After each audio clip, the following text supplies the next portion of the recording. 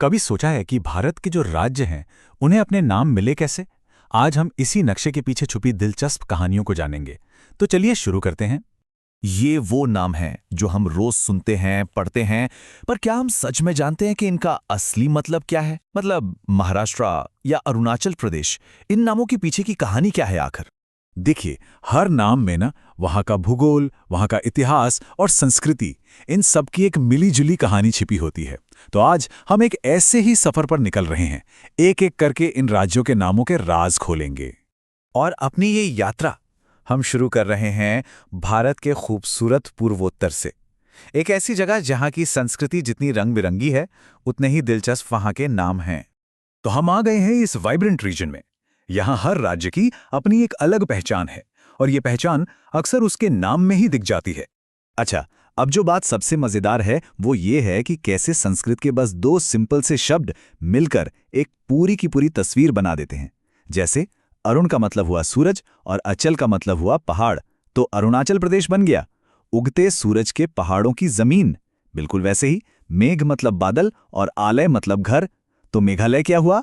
बादलों का घर। है ना कितना पोएटिक? हाँ, और प्रदेश शब्द तो कई राज्यों के नाम में आता है। इसका सीधा सा मतलब है राज्य या इलाका संस्कृत में।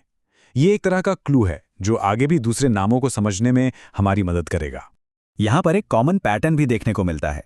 कई राज्यों के नाम वहाँ रहने वाली जो मेन ट्राइब्स हैं, उन्हीं के नाम पर रखे गए हैं। जैसे नागालैंड यानी नागा लोगों की जमीन, और ठीक इसी तरह मिजोरम मतलब मिजो लोगों की जमीन। लेकिन हाँ, हर नाम की कहानी इतनी सीधी और साफ भी नहीं होती। अब त्रिपुरा को ही ले लीजिए। इसके नाम को लेकर दो थ्योरीज हैं। कुछ लोग मानते हैं कि ये नाम राजा त्रिपुर के नाम पर पड़ा, तो वहीं दूसरों का कहना है कि ये नाम देवी त्रिपुरा सुंदरी को समर्पित है। कभी-कभी इतिहास हमें एक नहीं बल्कि कई जवाब देता है। और इस इलाके के बाकी राज्यों की भी अपनी अपनी दिलचस्प कहानियां हैं। जैसे असम का नाम आया है पावरफुल अहोम डायनेस्टी से। मणिपुर का मतलब है ज्वेल्स की भूमि, मतलब रत्नों की भूमि जो इसकी खूबसूरती को दिखाता है। और सिक्किम, ये एक तिब्बती शब्द से बना है जिसका मतलब होता है नया महल। तो चलिए अब नॉर्थ ईस्ट से आगे बढ़ते हैं और अपने सफर को मोड़ते हैं भारत के दिल की तरफ, यानी ईस्ट और सेंट्रल इंडिया की ओर। तो हमारा सफर अब पहुंच गया है देश के एकदम बीचों बीच, एक ऐसा इलाका जहां इतिहास और कुदरत दोनों ने मिलकर इन जगहों को अपने नाम दिए हैं। यहाँ के नाम तो जैसे इतिहास की अलग अलग परतें खोलते हैं। पश्चिम बंगाल, ये नाम हमें 1947 के बंटवारे की याद दिलाता है। बिहार का नाम पुराने बौद्ध मठों यानी विहार से आया है। झारखंड, जिसका मतलब ही है जंगलों की भूमि, वो अपनी ग्रीनरी को दिखाता है। और उड़ीसा, ये नाम ओइड्र नाम की एक पुरानी जनजाति को सम्मान देता है। अच्छा, अब जरा इस नंबर को देखिए, 36। अब सोचने वाली बात है कि एक नंबर का किसी राज्य के नाम से भला क्या कनेक्शन हो सकता है? ये तो एक पहेली जैसी लग रही है ना? और इसका जवाब है छत्तीसगढ़। जी हाँ, 36 मतलब 36 और गढ़ मतलब किला। तो छत्तीसगढ़ का पूरा मतलब हुआ 36 किलो की भूमि। कमाल है ना, कैसे एक नंबर एक पूरे राज्य की पहचान बन गया। तो वहीं दूसरी तरफ कुछ नाम इतने सीधे और सिंपल होते हैं कि हैरानी होती है। जैसे मध्य प्रदेश यानी सेंट्रल प्रोविंस या केंद्रीय प्रांत, और उत्तर प्रदेश मतलब नॉर्दर्न प्रोविंस या उत्तरी प्रांत। मतलब कभी-कभी नाम बस वही होता है जो वो कह रहा है। चलिए, अब हमारा ये सफर हमें ले चलता है भारत के वाइब्रेंट वेस्टर्न और सदर्न कोस्ट की तरफ।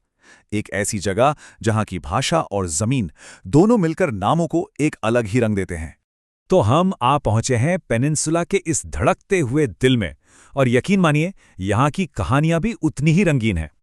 यहाँ भी लोगों और उनकी पहचान का नामों पर बहुत गहरा असर दिखता है। महाराष्ट्र मतलब महान राष्ट्र। गुजरात का नाम गुज्जर जनजाति पर पड़ा जो यहाँ आकर बसे थे। तमिलनाडु का तो सीधा मतलब है तमिल लोगों की भूमि, और आंध्र प्रदेश का नाम भी पुरानी आंध्र जनजाति से ही जुड़ा है। साउथ में कुदरत भी नामों के लिए एक बहुत बड़ी इंस्पिरेशन रही है। जैसे कर्नाटक, ये नाम करुनाडु से आया है, जिसका मतलब है काली मिट्टी की जमीन, जो वहां की जमीन की खासियत है।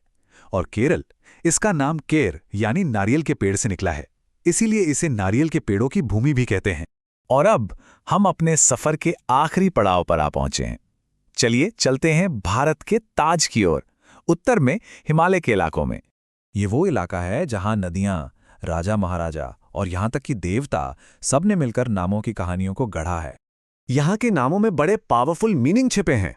पंजाब 5 नदियों की भूमि, राजस्थान नाम से ही लगता है राजाओं की धरती और इसका मतलब भी यही है, राजाओं की भूमि। हरियाणा का मतलब है भगवान का घर और उत्तराखंड का सीधा सा अर्थ है उत्तरी क्षेत्र। और आखिर में आता है हिमाचल प्रदेश। याद है हमने अरुणाचल में अचल का मतलब समझा था, पहाड़। यहां भी वही है, हिम यानी बर्फ और अचल यानी पहाड़। तो हिमाचल प्रदेश बन गया बर्फीले पहाड़ों का प्रदेश। तो हमने देखा कि भारत के राज्यों के नाम सिर्फ नाम नहीं हैं, ये तो इतिहास, भूगोल और संस्कृति की जीती जागती कहानियां हैं। और ये बात सोचने पर मजबूर करती है कि हर जगह, हर शहर, हर गांव के नाम के पीछे भी तो कोई ना कोई कहानी छिपी होती है।